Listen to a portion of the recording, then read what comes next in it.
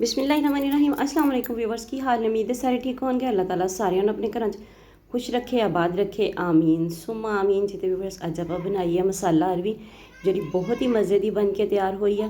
इनू आप किस तरीके नाल बनाया, किस तरीके नाल इहदी लेस खत्म की है कि ये बहुत ही ज़बरदस्त बनी है। ये सब कुछ जानने लिए थानू वीडियो नू फुल वाच करना वा, तो फिर थानू भी जी है थोड़ी अरवी जी बिल्कुल भी लेस नहीं देगी, बहुत ही ज़बरदस्त बनेगी तो थोड़ियां भी बड़ियां तारीफा होणगियां जे तुसी इस तरीके नाल अरवी बनाओगे। देखो अरवी नूं इत्थे मैं छील लिया वा। ਜਿਹੜੇ कोई बारीक पीस ਸੀਗੇ ਉਹਨਾਂ ਨੂੰ मैं बिल्कुल नहीं कट्टिया, ਜਿਹੜੇ मोटे ਸੀਗੇ ਉਹਨਾਂ ਦੇ मैं इस तरह दरमियान चो 2 पीस या जे ज़्यादा ही मोटे सी तो ਉਹਦੇ 4 पीस कर लए आ ਤੇ ਸਾਰੀ ਮਿਕਸ ਹੀ ਕੱਟ ਲਈ ਆ।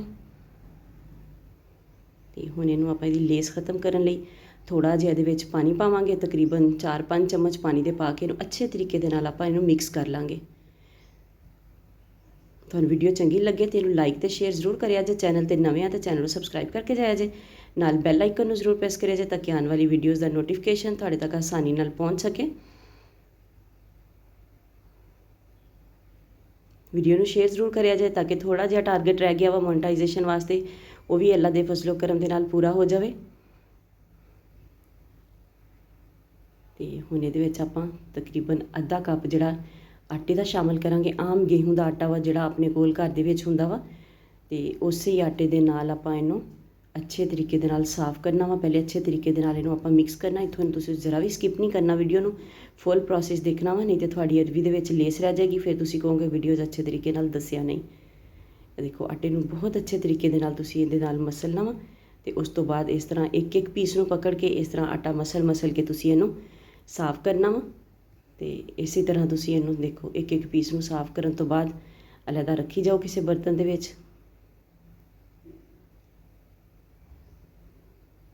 ते ए देखो सारी अरवी जिहड़ी ओहदा मैं एक एक पीस इस तरह आटे दे नाल मसल के साफ़ कर लिया वा। हुण इहनूं 4-5 मिनट वास्ते इस तरह ही पई रहण देवांगे। तो तकरीबन 5 मिनट तो बाद इन्हें मैं अच्छे तरीके मल के धो लिया वा। एक एक पीस नूं अच्छे तरीके नाल तुसीं धोना, जिस तरह आटा मलिया सी इस तरह ही एक एक पीस नालों तुसीं आटे नूं उतारना वा, साफ़ करना। बाद विच इहनूं जाली दे बर्तन च रख लेना वा। देखो जिहड़ा पानी सीगा नीचे एक्सट्रा वो निकल गया वा। हुण इहनूं आपां करांगे फ्राई इहनूं किस तरीके नाल करना वा, ये भी बहुत अहम स्टैप आ।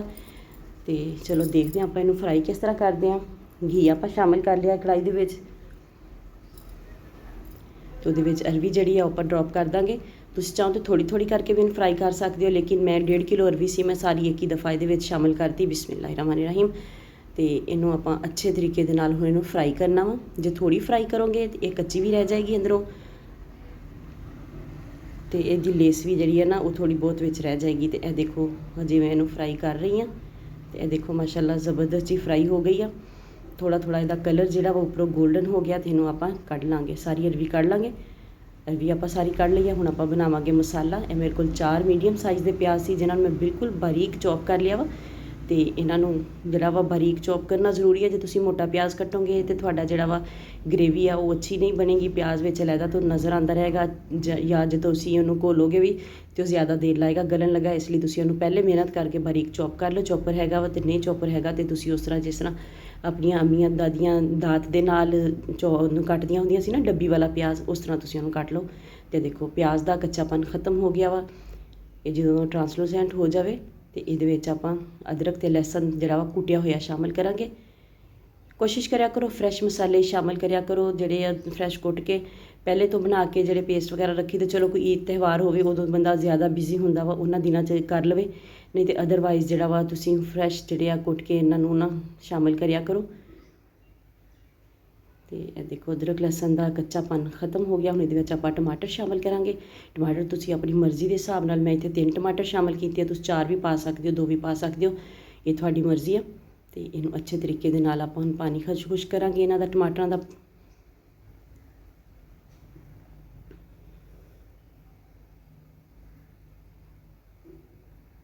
बहुत ही मज़े की मसालेदार अपनी अरवी बनेगी, जी बहुत सॉफ्ट होएगी, मक्खन तरह नरम मुलायम होएगी। थोड़ा जिहा पानी का छिटा लाया वा ताकि प्याज वगैरह ज़्यादा ना जल जाए। जिन्ने अच्छे तरीके नाल तुसीं मसाले भुनोगे, जिन्नी ज़्यादा भुनाई करोगे, उन्ना ही ज़बरदस्त सालन का टेस्ट आएगा, उन्ना ही सारे खुश होकर खाएंगे। कोशिश करिया करो कि घर की जिहड़ी दाल रोटी आ वो तुसीं अच्छे तरीके नाल बनाया करो, ताकि घर दे विच सारे जिहड़े मिल बैठ के अच्छे तरीके दे नाल खाना खाण। ਤੇ ਭੁਨਾਈ ਦੇ ਵਿੱਚ ਕਦੀ ਵੀ ਕੋਈ ਕੰਜੂਸੀ ਨਾ ਕਰਿਆ ਕਰੋ, ਅੱਛੇ ਤਰੀਕੇ ਨਾਲ ਭੁੰਨਿਆ ਕਰੋ। ਹਲਦੀ ਸ਼ਾਮਿਲ ਕਰ ਦਿੱਤੀ ਹੈ ਤਕਰੀਬਨ ਅੱਧਾ ਚਮਚ।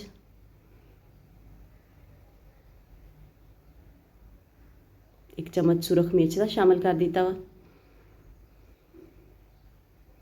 ਅੱਧਾ ਚਮਚ ਕੁੱਟਿਆ ਹੋਇਆ ਧਨੀਆ, ਸੁੱਕਾ ਧਨੀਆ ਕੁੱਟਿਆ ਹੋਇਆ। ਜੇ ਤੁਸੀਂ ਕੁੰਡੀ ਨਾਲ ਨਹੀਂ ਕੁੱਟ ਸਕਦੇ ਤੇ ਇਹਨੂੰ ਜਦੋਂ ਗ੍ਰਾਈਂਡਰ 'ਚ ਤੁਸੀਂ ਇਹਨੂੰ ਪੀਸਦੇ ਹੋ, ਜ਼ਿਆਦਾ ਫਾਈਨ ਪਾਊਡਰ ਨਾ ਕਰਿਆ ਕਰੋ। ਥੋੜ੍ਹਾ ਜਿਹਾ ਪਾਣੀ ਦਾ ਛਿੱਟਾ ਲਾਵਾਂਗੇ ਤੇ ਮਸਾਲੇ ਨੂੰ ਅੱਛੇ ਤਰੀਕੇ ਦੇ ਨਾਲ ਆਪਾਂ ਭੁੰਨ ਲਾਂਗੇ।